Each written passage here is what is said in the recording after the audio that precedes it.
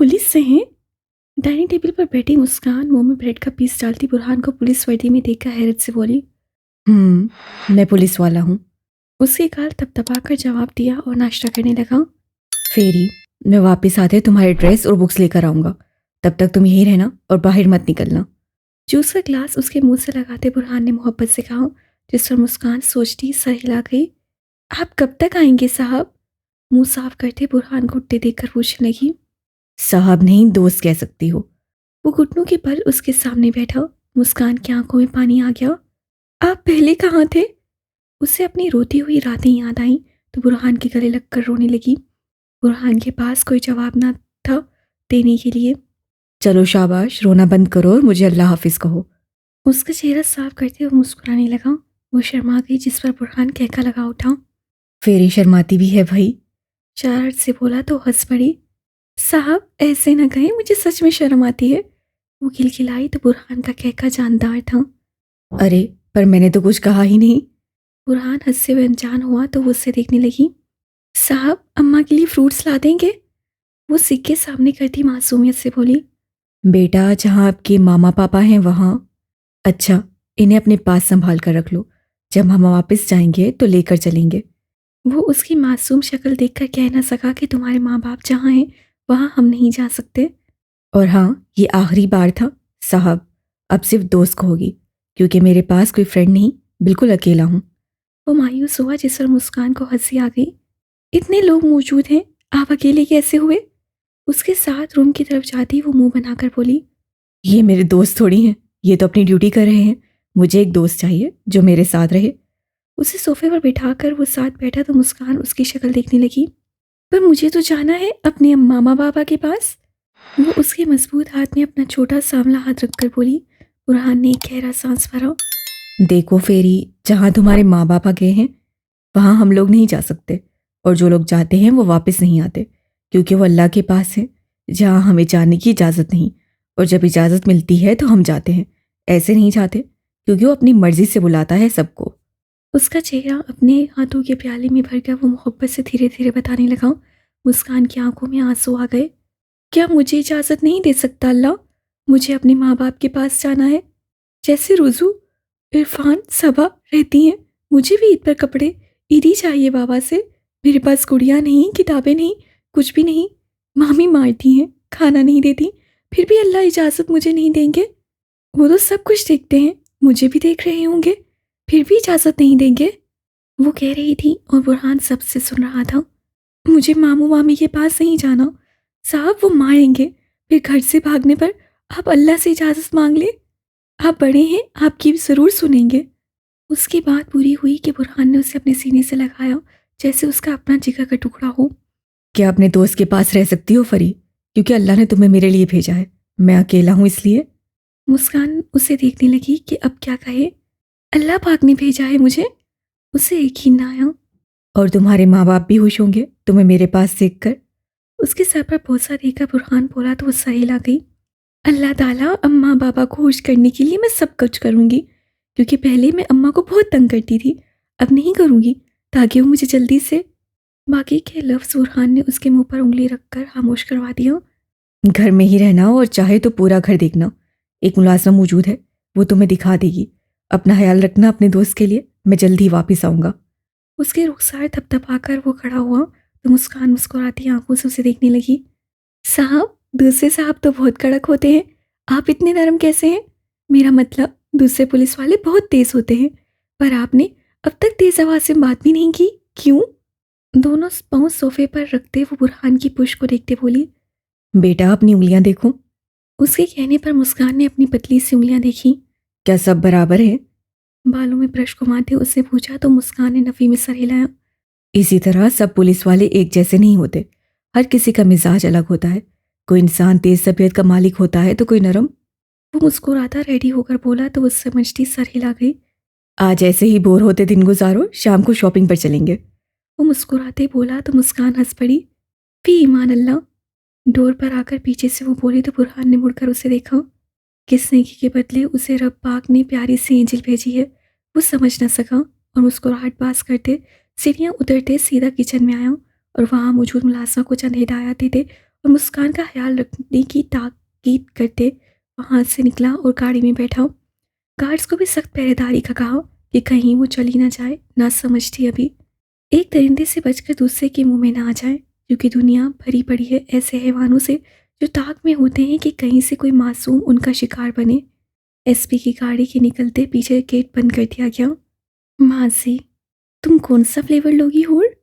नूर ने पास खड़ी हूर से पूछा।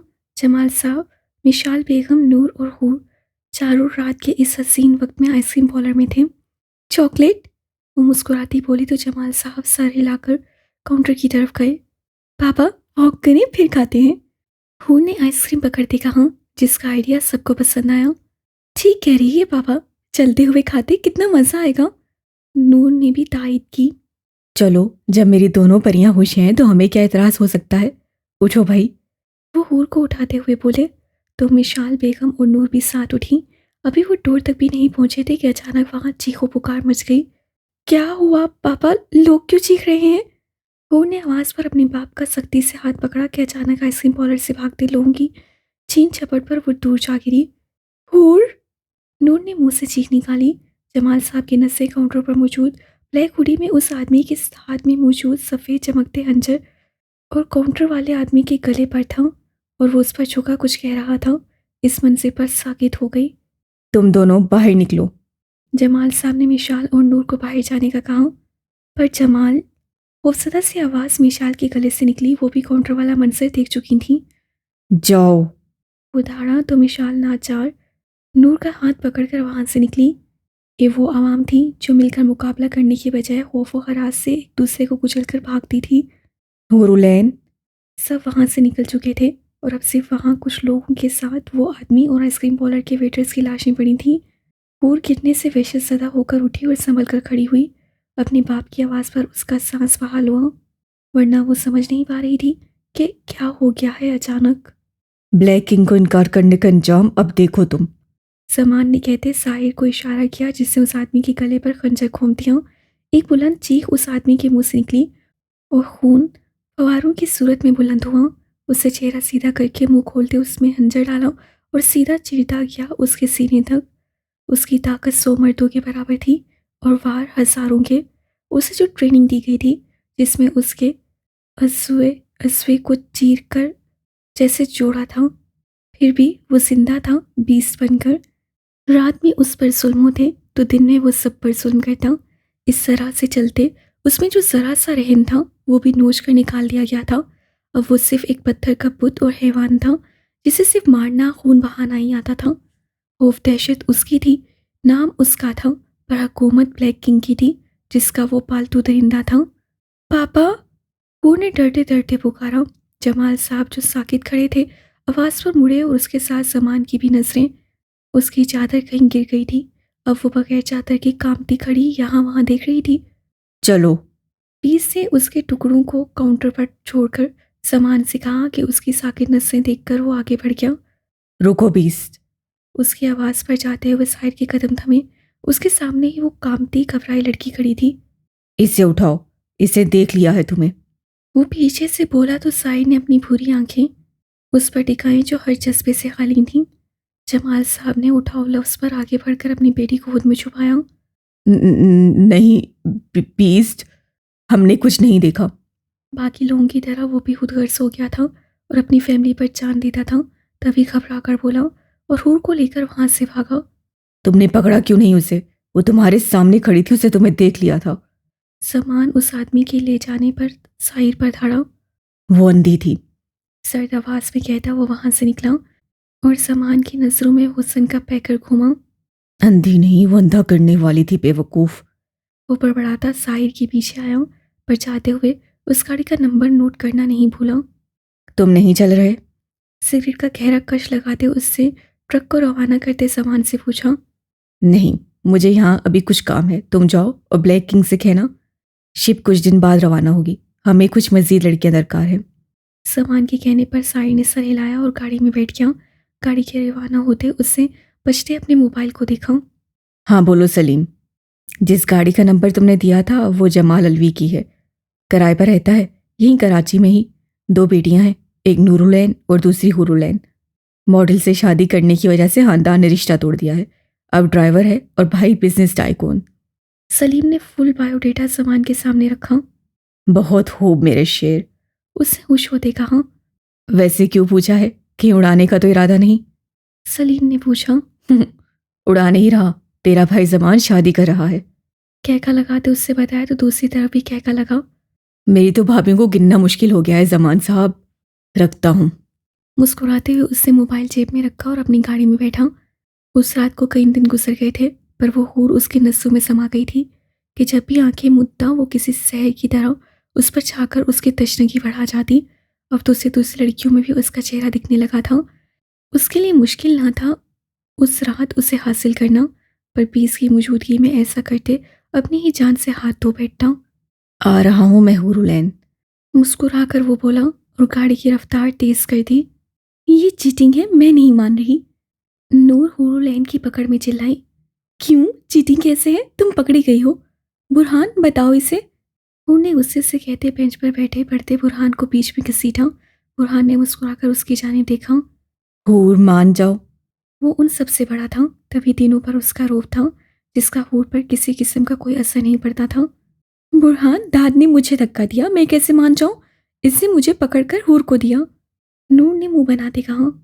ओ हेलो बोनी, मैंने कब तुम्हें धक्का दिया? दाद ने अपने नाम पर घूर कर उसे देखा। वो दोनों दोस्तों के साथ कंबाइंड स्टडी का कहते अपने चचा और चाची के पास आते थे और फिर आधा दिन कभी कभी हूर और नूर के साथ उस पार्क में गुजारते थे। वो तीनों तो गेम खेल रहे थे, जबकि बुरहान कभी कभी उन पर नजर डालकर अपनी पढ़ाई में मसरूफ था। मैं नहीं खेल रही। नूर मुंह फुलाकर बेंच पर बैठ गई तो दाद और बुरहान मुस्कुरा दिए। चीटर चीटिंग के बाद ऐसे ही मैदान छोड़कर भागते हैं। दाद ने कहते हूर के साथ फिर से गेम स्टार्ट कर दी। पकड़ लिया मैंने, पकड़ लिया। हुरुलैन चीखती सामने मौजूद आदमी के बाजू पकड़कर खुशी का एहसास करने लगी। हूर, मैं यहाँ हूँ। दाद ने पीछे से कहा तो हूर ने एकदम घबराकर उस आदमी का बाजू छोड़ा। सॉरी सर, हम गेम खेल रहे थे। दाद ने कहते हुरुलैन के बाजू को पकड़ा तो समान ने गहरी नजर से हूर को देखा। क्या हुआ? बुरहान भी उन जान आदमी को देखकर उठकर आया। कुछ नहीं, हूर ने मुझे समझकर उस आदमी का बाजू पकड़ लिया था। नूर नरगिस के बुलाने पर वहां से चली गई थी। दाद के कहने पर बुरहान ने गर्दन मोड़कर समान को देखा, जो मुस्कुराए हुरुलैन को ही देख रहा था। उसके हुरुलैन को देखने पर बुरहान ने गुस्से से घूरते अबरू उचकाकर देखा कि क्या देख रहे हो। चलो, चाची बुला रही हैं।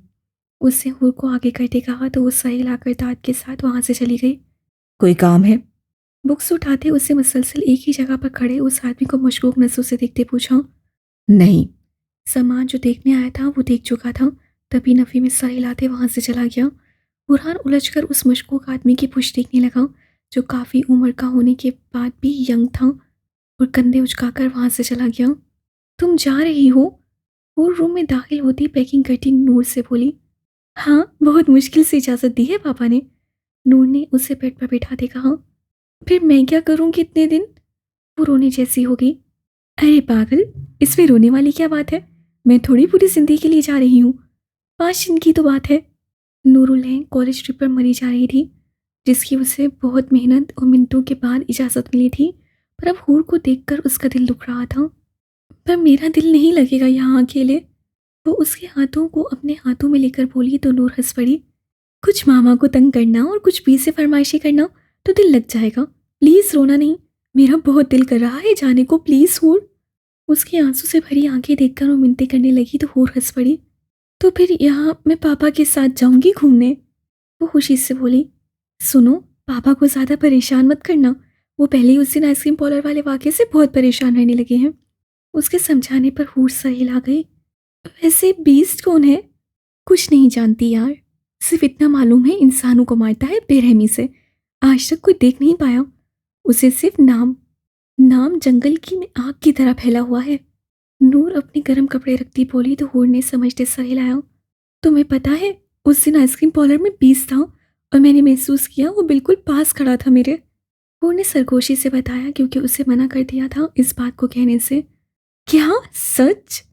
नूर की आंखें फट गईं और वह हैरत से चिल्लाती पास आई। फिर क्या हुआ? तुम कैसे आई वहां से? उसके लिए हैरत ही हैरत थी, क्योंकि जो न्यूज़ में वो आइसक्रीम पार्लर का मंजर दिखाया जा रहा था उससे हर किसी के रोंगटे खड़े हो गए थे, और उसे तो देखते कई दिन नींद नहीं आई थी और उसकी बहन उस हैवान के सामने से आ गई थी। अगर उसकी जगह खुद होती तो शायद वहीं फना हो जाती। एक आदमी ने उससे कहा कि इसे उठाओ, उससे तुम्हें देख लिया है, पर उससे मुझे कुछ नहीं कहा। और पापा ने भी कहा हमने कुछ नहीं देखा और फिर हम वहां से भाग निकले। नूर मुंह पर हाथ रखे बैठी थी। ओह, शायद पापा इसी वजह से परेशान है। उसे सर हिलाया तो हूर ने भी तायद की। सुनो, अब किसी से मत कहना, अपनी फ्रेंड्स से भी नहीं, वरना पापा को पुलिस पकड़ के ले जाएगी। नूरुलैन ने उसे खबरदार किया, जिस पर उसने उसे यकीन दिलाया कि वो किसी से कुछ नहीं कहेगी। नूर, हो गई पैकिंग बेटा? तुम्हारे पापा बाहर इंतजार कर रहे हैं तुम्हारा। मिशाल बेगम उनके रूम में दाखिल होती बोली। बस मामा, हो गई। उसे जल्दी से बैग पैक करते कहा और मुस्कुराकर सैंडल्स पहनने लगी। ख्याल रखना अपना और हमें कॉल करती रहना। उससे माथे पर बोसा देते कहा। और हाँ, गिर ना जाना कहीं। दाद रूम में आते बोला तो उससे घूरा। तुम क्यों आज सुबह ही टपक पड़े हो? वो मुंह बनाकर कहती हूर को किस करके बैग उसे पकड़ा गई। सोचा तुम वहां जाकर मुझे याद ना करो, इसलिए तुम्हें अपनी हसीन सूरत दिखाने आ गया। आगे चलते हुए वो बोला, शक्ल देखी है, मैं तुम्हें याद करूंगी? अल्लाह अल्लाह करके तो कुछ दिन ये बंदर जैसी शक्ल देखने से छुटकारा मिल रहा है। वो कहती बाहर निकली तो दाद ने आंखें घुमाई। यही मेरी भी राय है तुम्हारे बारे में। उससे कहते बैग रखा नीचे और जाकर हूर के साथ खड़ा हो गया। तुम्हारा मतलब है मैं बंदर जैसी शक्ल वाली हूँ? वो चीखी तो दाद ने कानों में उंगलियां डाली। शक्ल नहीं, कद वाली। कहकर लगाकर बोला। और नूर जो अपना सैंडल उतारने वाली थी अपने बाप को आते देखकर खामोश हो गई। मैं ये ले लूं दोस्त? मुस्कान ने गुड़िया की तरफ इशारा करते बुरहान से पूछा। जरूर। मुस्कुराते कहते हुए उसने वो गुड़िया उसे दिला दी और बाकी की शॉपिंग करके वो डिनर करने के लिए एक रेस्टोरेंट में आए। क्या खाओगी? मेन्यू कार्ड देखते उससे सामने बैठी दो कोनियाँ टेबल टिकाए अपनी फेरी से पूछा, जो आसपास के माहौल को आंखें फैलाए देख कर रही थी।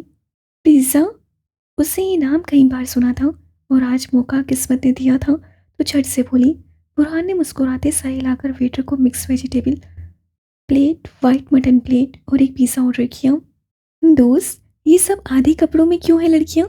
उससे आसपास बैठी लड़कियों को अजीब नजरों से देखते पूछा। बुरहान ने उसके तासुरात पर मुस्कुराहट छुपाकर एक नज़र आसपास फेरी और फिर उसे देखा जो उसके कल लाए गए पिंक फ्रॉक में मलबूस थी। बेटा, आप इन पर ध्यान ना दें।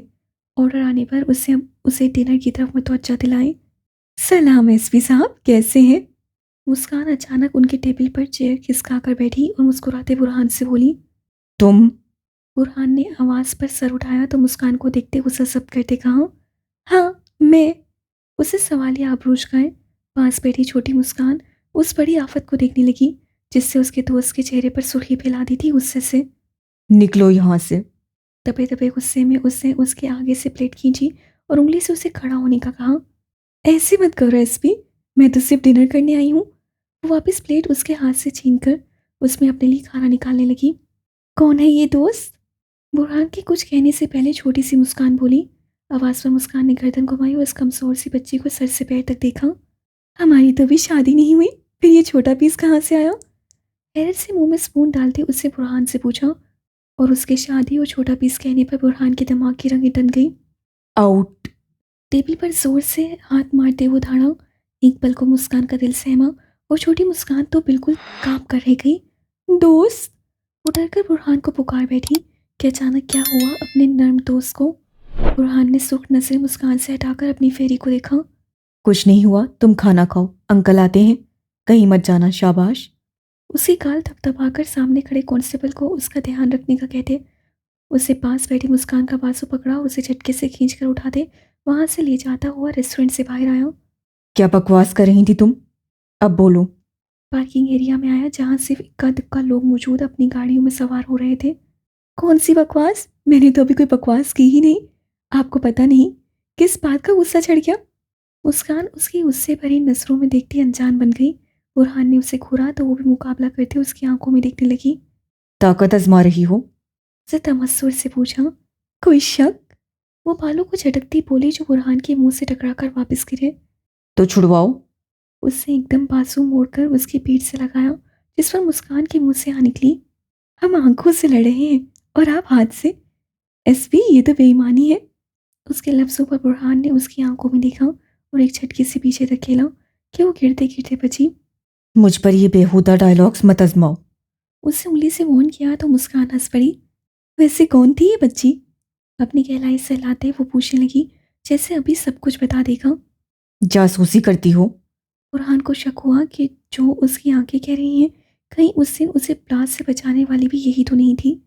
उस दिन नाचार उससे उस एसएमएस पर अमल करते अपनी गाड़ी में गया था, और जब वो पुलिस स्टेशन गया था कि उसके पीछे उसकी पुलिस गाड़ी ब्लास्ट हो गई थी, जिसमें 2 कांस्टेबल भी मौजूद थे। उसे लगा अगर वो लड़की मिल गई तो उसकी गाड़ी ब्लास्ट करने वालों तक भी पहुंचा जा सकता है। जो दिल में होते हैं उनकी जासूसी नहीं की जाती। वो अपना पोल खोल गई। उसके सामने वो बुरहान हैरान खड़ा था। क्या बकवास कर रही हो? दिमाग ठिकाने पर है लड़की? वो गुर्रा कर बोला तो मुस्कान कंधे उचका गई। दिमाग तो ठिकाने पर है, पर दिल नहीं। आसपास को देखती वो सरगोशी में बोली, ये फालतू के ख्वाब देखना छोड़ दो, क्योंकि मैं जानता हूं तुम भी उस 20 के गुनाहों में मुलविस हो, जो जल्दी अपनी असल जगह पर आएंगे। साथ तुम और तुम्हारा भाई भी। Just wait and watch. 2 उंगलियों से चुटकी बजाते उससे मुस्कान पर पावर करवाया, जो गुस्सा सब किए खड़ी थी। ख्वाब ही रह जाएगा तुम्हारा एसपी 20 को पकड़ने का। तमस्सुर से हंसकर कहती वो टिक टिक करती वहां से निकली कि कुछ याद आते ही रुकी और मुड़ी। अच्छा लगा देखकर कि किसी बेसहारा को सहारा देते। इससे मुझे ये अंदाजा हो रहा है, जो शख्स किसी और की औलाद को इतनी मोहब्बत दे सकता है, वो अपनी औलाद को कितनी देगा। मैं अब मुतमईन हूँ। और इत्मीनान से कहती वो पार्किंग में खड़ी अपनी गाड़ी में जा बैठी और वहां से निकलती चली गई। अब मैं भी मुतमईन हूं। मायने हेसी से कहते उससे अंदर की जानिब कदम उठाए। वो कौन थी दोस्त? बुरहान को सामने बैठे देखकर मुस्कान कुछ देर पहले लड़की को गुस्से के साथ ले जाते याद करती बोली। एक मुजरिम थी बेटा। उसे सर पर हाथ फेरते कहा। मुजरिम मतलब दोस्त? वो नासमझी से बोली। बुरहान देखकर मुस्कुराया। मुजरिम वो हैं बेटा जो अल्लाह के अहकाम के खिलाफ जाकर गलत काम करते हैं। उन्हें दुनिया में हम मुजरिम, आखिरत में गुनाहगार कहते हैं। तो क्या ये आप भी मुजरिम और गुनाहगार हैं? उससे इतनी प्यारी लड़की को याद करते हुए यकीनी से पूछा। कह सकती हूँ। वो कहते हुए डिनर करने लगा और छोटी सी मुस्कान मायूस होकर सर हिला गई। उसे दुख हुआ इतनी प्यारी लड़की को गुनाहगार तस्वुर करते। पर वो मुजरिम क्यों बनी दोस्त? दिमाग में आते सवाल पर उससे लबों को हरकत दी, जिस पर बुरहान ने हाथ रोककर उसके मासूम चेहरे को देखा। बेटा, इज्जत मजबूर कर देती है किसी औरत को मुजरिम बनाने पर। ये बात छोटी सी फेरी के सर के ऊपर से गुजरी और सर हिला गई। आज से ये मेरी फेरी का रूम है। बुरहान उसे हाथ पकड़कर एक रूम में लाता बोला, जो उनकी गैर मौजूदगी में मुस्कान के लिए सजाया गया था। बहुत खूबसूरत है ये तो। ब्लू पर्दे और पिंक कलर की डेकोरेटिव दीवारों पर लगे बारबी डॉल्स की पिक्चर्स और खूबसूरत फर्नीचर वाले उस रूम को घूम कर देखती उस खूबसूरत पिंक छोटे से बेड के करीब आई। उसके चेहरे पर मुस्कान और आंखों में हर एक चीज़ को देखते सताइश थी। ये गुड़िया का घर है और ये पढ़ाई के लिए टेबल, जो रुसू के पास ये थी, पर मेरी ज़्यादा खूबसूरत है। वो डॉल हाउस और स्टडी टेबल को देखते खुशी से बोली, ये सब मेरे लिए है ना, ख्वाब तो नहीं ना? वो मुस्कुराते बुरहान के हाथ को अपने छोटे से हाथ में लेती बोली। ये हकीकत है फेरी, अल्लाह ने तुम्हें दिया है सब कुछ। तुम्हारे माँ बाप ने ये दिया है कि तुम खुश रहो और उनके लिए दुआ करो। उसके चेहरे को हाथों के प्याले में भरकर बोला तो मुस्कान ने भराई आंखों से मुस्कुराती सर हिलाने लगी। ये सब तुम्हारे बुक्स हैं। वो दीवार पर बनी छोटी सी शेल्फ की तरफ उसे लाते बोला तो मुस्कान हंसी बुक्स देखने लगी। आप मुझे पढ़ाएंगे दोस्त? और ये स्टोरीज हैं? वो पूछने लगी तो बुरहान मुस्कुराता सर हिलाकर उसके लाए के ड्रेसेस हैंग करने लगा और बाकी की ज़रूरत की चीज़ें सेट करने लगा। और छोटी सी फेरी हंसी मुस्कुराती उसके साथ काम में पेश पेश थी। वो खुश था बहुत। एक अनजानी खुशी मिल रही थी उसे उसके साथ काम करते। सुनो नूर, सोने से पहले ये बर्तन साफ कर देना और दाद आए तो उसे खाना भी दे देना। मुझे सर में दर्द है, मैं आराम करने जा रही हूँ। अपने लिए कॉफ़ी बनाती नूरुल ऐन से आसिया बेगम बोली तो उससे हैरत से पहले सिंक में पड़े बर्तन फिर उन्हें देखा। सुबह ही भी कुछ दिनों के लिए अपनी बेटी के पास गई थी, जो वो हर माह में चक्कर लगाती थी उसकी तरफ। अब वो यहाँ खुद को बहुत अकेला महसूस कर रही थी। ताई अम्मी, मुलाजमा तो हर रोज़ करती है बर्तन साफ, अब मैं क्यों? उसे नासमझी से उनके रवैये को देखते कहा। बेटा, मुलाजमा की तबीयत ठीक नहीं। क्या हम इंसान दूसरे इंसान के लिए इतना नहीं कर सकते कि बीमारी में ही किसी की मदद कर दे, वो भी अपने घर का ज़रा सा काम करके? उनके तल कुछ ठंडे लहजे में कहने पर नूर गड़बड़ा गई। नहीं नहीं, मेरा ये मतलब नहीं था ताई अम्मी। मैं तो बस ऐसे ही पूछ गई। वो शर्मिंदा सी नसें झुकाकर बोली तो आसिया बेगम एक नज़र उसके सर पर डालकर वहाँ से निकलती चली गई, क्योंकि वो जब भी नूर या हूर को देखती तो उन्हें अपनी बहन की खुशियाँ नोचने वाली उस जाइन का चेहरा नजर आता, जिससे उसके भोले भाले तेवर को अपनी अदाओं के जाल में फंसाया था और हमेशा के लिए उनसे छीन लिया था। क्या आगा जान ने उसे वापस आने का कहा था कि उस मॉडल को छोड़कर आए, पर वो ना आया और आखिरकार उसकी बहन दूसरे खानदान के शख्स से शादी करनी पड़ी। जमाल अलवी के ख्वाब तोड़कर वो ज़्यादा दिन जिंदा भी न रह पाई और अब तक ये गम कर्ब आसिया बेगम के दिल पर छाया था। जब जब उसे वो रात याद आती जब उसकी बहन ने अपनी जान दे दी थी, जिंदगी से तंग आकर अपने पेट में पलते उस 3 माह की जान समेत इस दुनिया से चली गई थी, जिसकी वजह सिर्फ और सिर्फ मिशाल थी, हुरुलैन और नूरुलैन की माँ। ताया अब्बू, दाद नहीं आया अभी तक। उसके निकाह को काफ़ी दिन गुजर गए थे और दाद को ऑफिस जाते हुए भी वो पूरी ईमानदारी और लगन से काम कर रहा था कि कमाल साहब बहुत खुश नजर आ रहे थे उसकी मेहनत से। नूरुलैन की पूछने पर कमाल साहब ने जिन नजरों से उसे देखा वो बेसाख्ता नसें चुरा गई। अब क्या बताती कि उसे तो ताई अम्मी ने कहा था दाद को खाना देने के लिए, वरना वो क्यों रात के 11 तक जाग रही होती। बहरहाल कमाल साहब ने जिस तरह उसे गुस्से से देखा था, उसकी जबान तालू से चिपक गई और नसें झुक गईं। जाहिर है कोई लड़की अपने मन को के बारे में रात की इस पहर यूं परेशानी से पूछेगी तो सख्त नसें तो झेलनी पड़ेगी। वो ताई अम्मी ने कहा था उन्हें, कमीना, खाना देने के लिए। ताई अम्मी को सर में दर्द है इसलिए वो आराम कर रही हैं। खाना खाते कमाल साहब के हाथ ठटके। नूर डर गई कहीं उन्होंने उसके दिल में कमीना कहने पर सुन तो नहीं लिया। तुमने दवाई दी अपनी ताई को या ऐसे ही बैठी हो सारा दिन? वो कड़क लहजे में गोया हुए, जो नूर के वहमो गुमान में भी नहीं था कि वो ऐसी बात करेंगे। जी, ताई ने कहा वो आराम करेंगी। वो हड़बड़ा गई। उसके जवाब पर कमाल साहब के माथे के बल कुछ कम हुए तो नूर ने अपना रुका सांस बहाल किया। ये क्या हो गया है यहाँ? वो इस सारी सूरत हाल को अपना ख्वाब समझ रही थी, तभी बाजू में चुटकी काट कर कमाल साहब को देखने लगी, जो वैसे ही खाना खा रहे थे। ये तो हकीकत है नूर, खुद को यूं मुआतिब करते हुए बड़बड़ाई। मैं क्या तवक्को रख रही हूँ, बेवकूफ़। उसे अपना गुजरा हुआ कल याद आया, जब नूरुलैन के निकाह में कमाल साहब ने अपना किरदार अदा किया था तो खुद पर हंस पड़ी। आ जाएगा कुछ देर में, और अच्छी बात है कि तुम अपनी जिम्मेदारियां पहले से ही समझ लो, ना कि फजूल सोचों में बैठकर वक्त गुजारो। नूर के सर पर हाथ रखकर वो बोलते हुए वहां से चले गए और नूर खामोश कुछ देर वहीं बैठी रही। हौसला रखो नूर, जब तुम्हारी बहन इतना कुछ झेल सकती है तो तुम तो फिर भी हौसलामंद हो, खुद को संभाल सकती हो। वो अपने आप को हौसला देती उठी और डाइनिंग टेबल से बर्तन उठाने लगी कि बाहर पोर्च में उसे दांत की गाड़ी की आवाज़ आई। गहरा सांस भरकर उसने खुद को कंपोज किया और आंखों से पतली पानी की बूंदें उंगली से साफ की।